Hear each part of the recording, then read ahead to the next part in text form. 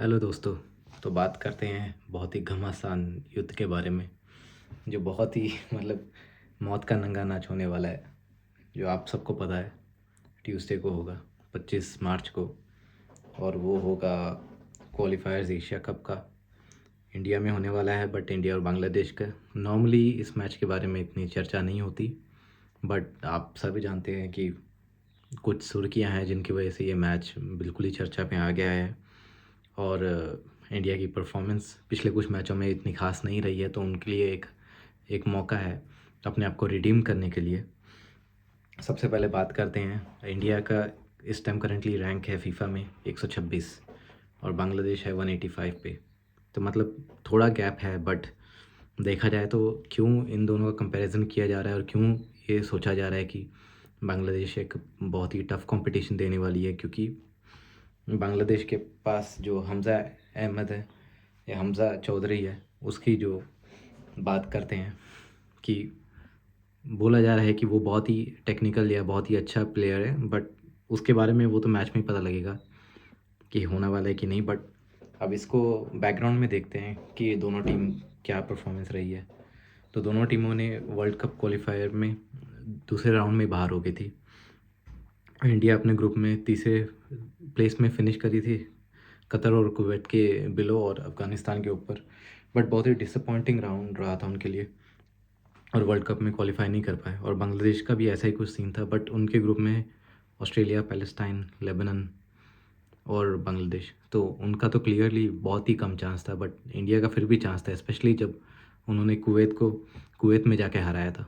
तो उनको सिर्फ अफ़गानिस्तान से वो जो 2 मैचेस जीतने थे और पॉइंट्स ले लेने थे, और वो ईज़िली क्वालिफाई कर जाते। बट अनफॉर्चुनेटली वो नहीं हो पाया, और हमें एक नया मैनेजर कोच देखने को मिला है, और उसके फ़ुटबॉल में थोड़ा सा इम्प्रूवमेंट देखने को मिला है।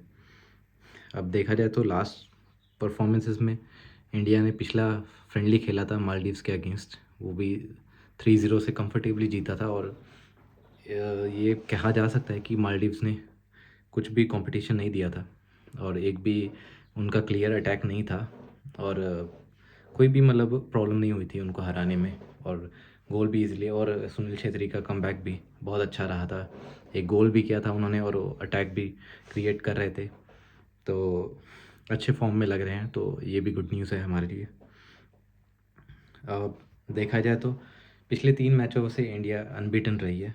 मालदीव से जीती है, मलेशिया से 1-1 ड्रॉ किया है, और वियतनाम से भी 1-1 का ड्रॉ किया है। और बांग्लादेश का देखा जाए तो पिछले तीनों मैचों में उन्होंने क्लीन शीट के नहीं कर पाए हैं। तीनों मैचों में उन्होंने गोल गोल कंसीड किए हैं, और उसमें से एक ही मैच जीत पाई है वो भी मालदीव से। तो और देखा जाए तो बांग्लादेश ने हमेशा पहला गोल खाया है। पिछले 10 में से 9 मैचों में देखा जाए बांग्लादेश के, तो उन्होंने पहले कंसीड किया है। तो इसका मतलब कि वो गोल स्कोरिंग चांसेस इंडिया के पास बहुत ज़्यादा हाई है। अब ये बात है कि इंडिया गोल दूसरी तरफ से रोक पाती है कि नहीं। तो और अगर इन दोनों के आपस में जो देखा जाए पिछले हेड टू हेड में देखा जाए, तो फिर चारों मुकाबले हुए हैं, और चारों बार इंडिया जीती है, और चारों बार बांग्लादेश ने क्लीन स्ट्रिक नहीं रख पाई है। तो ये क्लीन शीट नहीं रख पाई है, तो ये बहुत ही अच्छी न्यूज़ होगी हमारे लिए। बात करते हैं कि जो लाइनअप हो सकता है बांग्लादेश का, तो मैं कुछ बोल नहीं सकता क्योंकि मुझे इतना आइडिया नहीं है, मैं उनको फॉलो नहीं कर रहा हूँ अगर, टू बी ऑनेस्ट।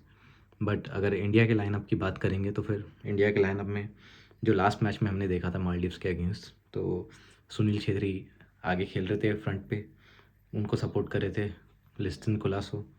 सेंटर में थे ब्रैंडन फर्नांडिस और महेश राइट पे। और मिडफील्ड की बात करेंगे तो सुरेश और आयुष देव छेत्री सरप्राइजिंगली स्टार्ट किए थे। और बैक फोर की बात करेंगे तो सुभाशीष मेहताब, वालपुया, राहुल बेके थे। और गोल में हमारे थे विशाल, जिन्होंने बहुत ही अच्छी परफॉर्मेंस दी थी। मतलब इतना कोई अ, इतना कोई डेंजर खतरा कोई मालदीव्स के अटैक से था नहीं, बट फिर भी उन्होंने एक डिसेंट परफॉर्मेंस दी थी गोल में हमारे लिए। तो हम एक्सपेक्ट करेंगे कि इस मैच में भी अगर वो खेल स्टार्ट करते हैं, तो वो वैसे ही कुछ परफॉर्मेंस देंगे। तो फ़िलहाल के लिए यही कुछ है। अब ये तो मैच में ही पता लगेगा क्या होता है क्या नहीं, बट ये मैच तो हमें कंफर्टेबली जीतना चाहिए, और एटलीस्ट कि जीतना ही होगा, ड्रॉ से भी बात नहीं बनेगी, क्योंकि बाद में जाके प्रॉब्लम हो सकती है जब हम हांगकांग को फेस करेंगे या आगे जो मैचेस होंगे। तो ये मैच हमारे लिए क्लियर कट चांस है और अपने आप को प्रूव करने का भी चांस है। तो hopefully as a Indian supporter हम देखते हैं कि शायद जीत पाएँ। और बाकी मैं ट्राई करूँगा स्ट्रीम करने के लिए। अभी मेरी स्ट्रीमिंग अनलॉक नहीं है, मुझे नहीं पता था कि जो 24 आवर्स की जो कंडीशन है, बट अब देखते हैं। अगर मैं अवेलेबल हुआ तो मैं ज़रूर स्ट्रीम करूँगा मैच को। तो फिर मिलेंगे अगली वीडियो के साथ। ओके दोस्तों, बाय।